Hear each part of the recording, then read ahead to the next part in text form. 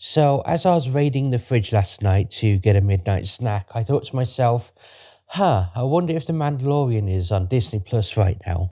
Because everyone's always wondering that halfway through the night, every night. And because I thought to myself, well, I'm never really going to get back to sleep, I may as well keep myself occupied and review it, I guess. So it all kicks off immediately after the ambush of the last episode. Bo-Katan Kryze is trying to get all the Mandalorians out of the complex so they can get to safety. Din Djarin, or as we like to call him, Mando, is actually having a great time of it while he just easily escapes from his captors. Not for long though, as they seem to be able to get him back down easily with, wires. Because apparently blasters are just useless in the Star Wars universe, I guess. But sure enough, not long after, actually no, I'm not going to call him Grogu for this episode. I'm going to call him Krang, because within that droid body, he just looks like Krang from Teenage Mutant Hero Turtles. How does he get to rescue Mando?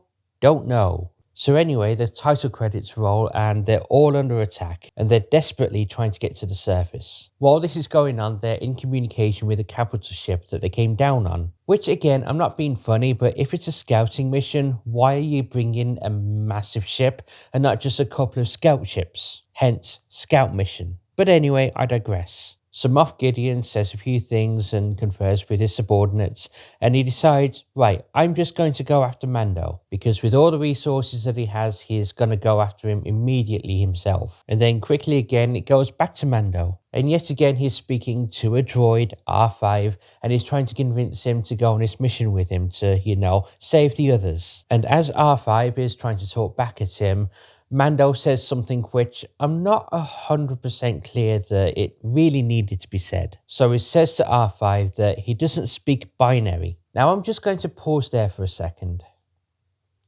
He could have said a number of things. He could have said, sorry, I don't speak droid. Sorry, I can't understand you. Or any number of things.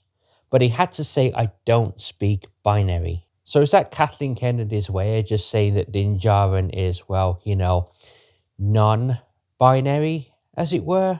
I know I probably shouldn't make too much of a deal of this, but it's just one of those, are you freaking kidding me? But anyway, I'll compose myself and now I'll battle on with this. So after they have a bit of a chat, R5 goes and flies off somewhere. So I guess all R units can fly now. R2-D2 and R5, for example. So if the droids are going to be used for scouting purposes, like for example, trying to figure out if the atmosphere is breathable, like we saw earlier in the series, so why is it that when they got to Mandor, they just didn't send R5 down? No loss of life, unless of course in the Star Wars universe, because they have personalities and stuff, that they may think of droids as pets or maybe even sentient life forms or, people themselves. Who knows? I guess R2-D2 had emotions, as did the little droid in Andor. I guess it's not that far-fetched, but you would have thought R5 would be the perfect thing to send down to scout. But anyway, the point of these shows is that you're not meant to really think too hard, so let's carry on with this. So after it's established that Mando doesn't talk binary, can't understand a thing that the robot's talking about, he immediately starts talking to him again, and he says, just let me know when you're done. How would he then know the difference between I'm done as opposed to a load of sounds that the droid's making? Again, don't think, just accept. So I guess the other Mandalorians got out of the facility and they're looking for cover right now. And again, another thing strikes me. A single Mandalorian uses his jetpack to go way up and go to the ship. So now we've got Mandalorians in space. I mean, I guess it's a bit far-fetched here, but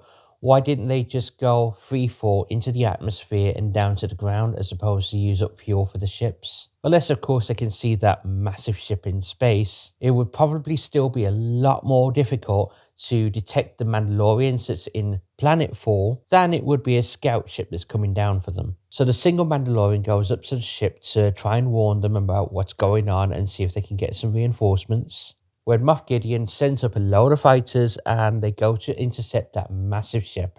That massive ship that's supposed to be on a scout mission that's a massive target for all these fighters now.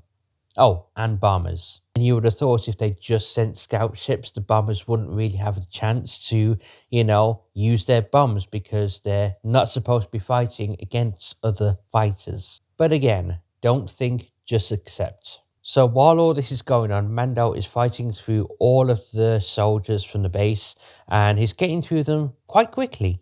And now we actually know that he's getting close to Moff Gideon because he's just got to the red force fields. So he gets into position and R5 does his work and he releases all of the shields for them one at a time. So he doesn't have to fight a load of soldiers again. He can just go and pick them off. But of course, there's the old trope of R5 has difficulty and is trying to fend off other robots. Mando over the comms is begging R5 to get the shields down for the last one because he's having a little bit of trouble now. But luckily, R5 just zaps off the pest.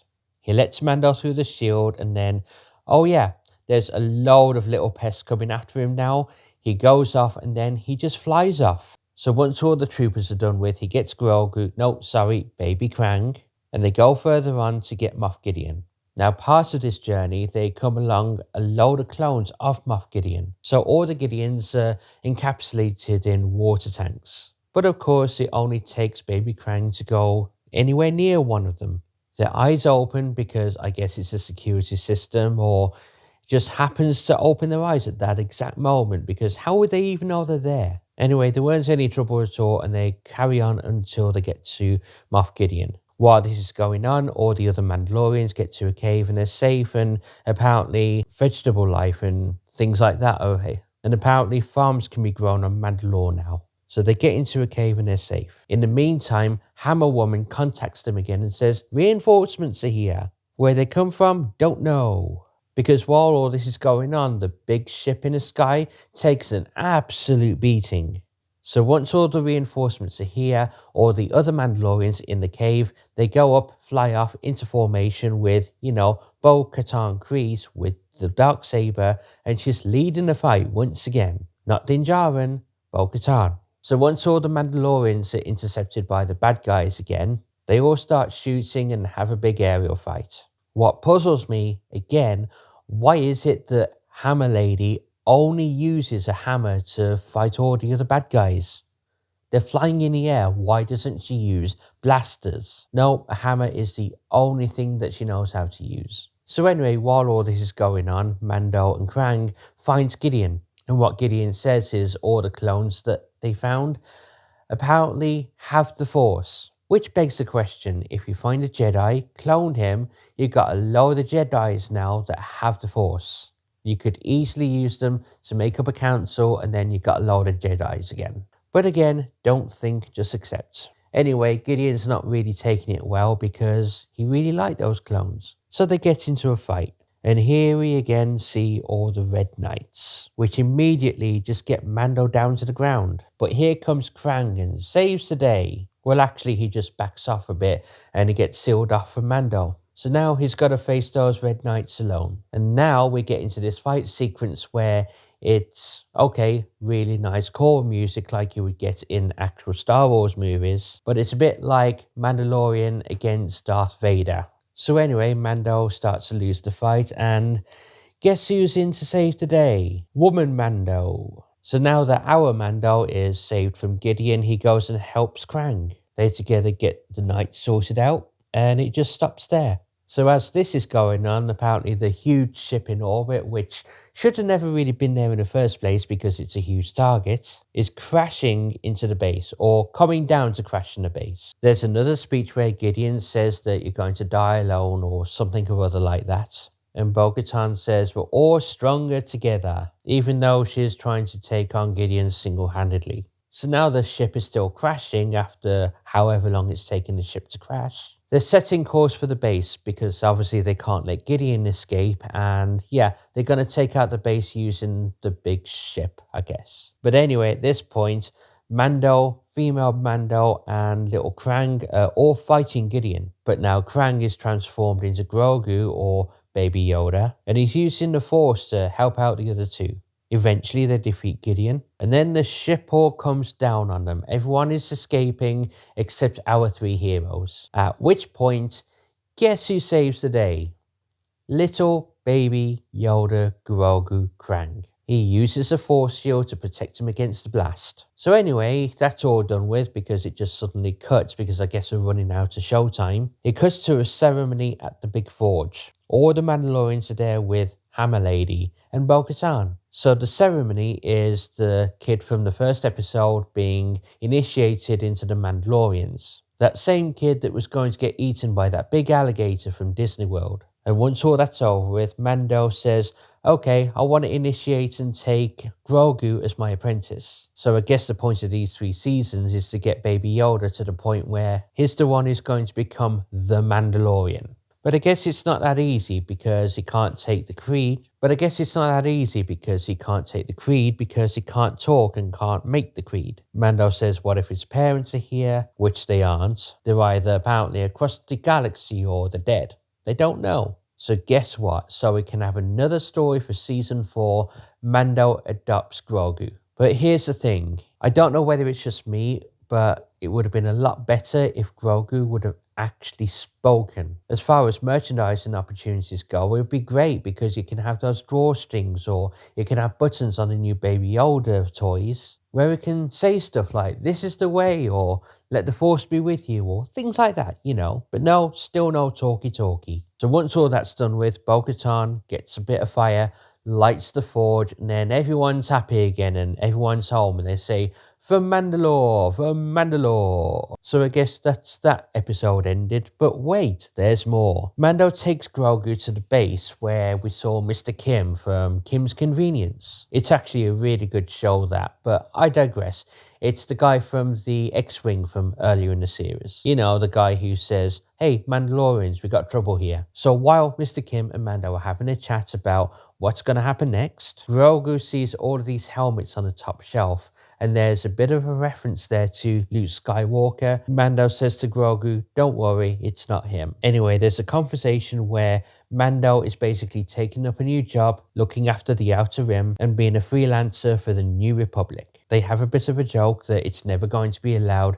And then he just says, you know, just don't tell them, I'm yours now. And that was that. There's a droid's head that he takes with him. And he takes it back to Navarro. So, you know, they've actually got a bit more than one handheld gun as a defense of, you know, the Navarro town. Or as I like to call it, other Tatooine. Because, you know, lots of desert. So because of all this and all the help that Mando has been providing to Navarro, Discount Apollo Creed gives Mando a plot of land in which the episode just finishes him sitting down and having a bit of a rest alone. And that's it. So what are my thoughts on the episode overall? Honestly, underwhelmed. It just sets up another new product, which is what Disney's always doing these days. There wasn't really much that it was about Mando. It was all about Bo-Katan Kryze getting to be, you know, the big unifier of the Mandalorians. Okay, the Darksaber, her little toy, was broken by Gideon, but that's now basically set up a new series for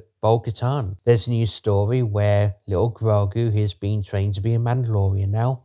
So that's sorted. But there wasn't really anything for Mando. I just feel that it's ended up in the same place that it started at the start of season 1. There isn't really any other direction to go now. I felt that it was just a load of side quests, and unless they're really going to set it up for another series of Mando, or if they're going to make up another show for it, what actually happened with the episode on Coruscant? Nothing really come of it. This series as a whole was just a bit of a mess. Don't get me wrong, there's a few good fight scenes. None of it really made any sense, but there's some action in there, I guess. But it all just felt like it's from point A to point B to point C. And to be honest with you, with this episode, it didn't really count as a big finale because nothing really happened. And to be honest, for me, it didn't really count as a big finale episode. To be quite honest, it just felt the second part of a two-parter, and that was it. But I think it was Dave Filoni or someone who said that